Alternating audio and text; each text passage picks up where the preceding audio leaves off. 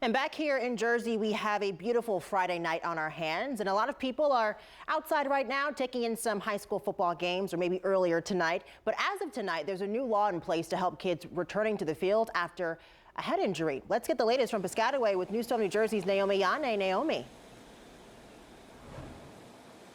Brittany, students will have to be at 100% before returning to normal activity after suffering a concussion or really any head injury that they suffer. And so that means pretty much they'll have to be following rules that the CDC has laid out. New legislation ensuring the well-being of student athletes went into play today.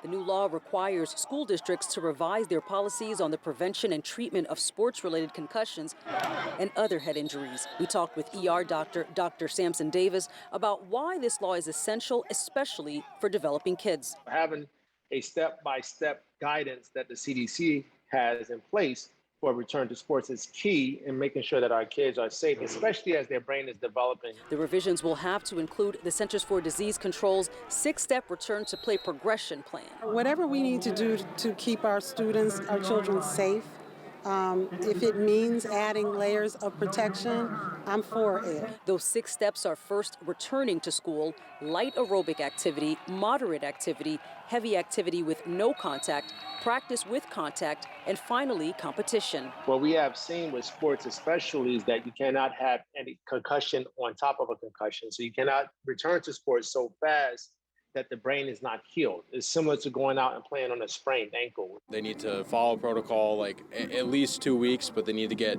go to a doctor, get evaluated, then come back, take the impact test, see what their baseline is.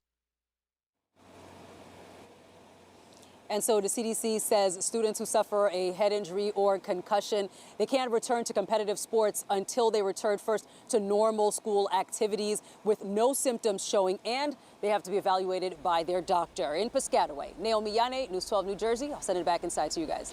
Hopefully this will keep some students safe. Naomi, thank you.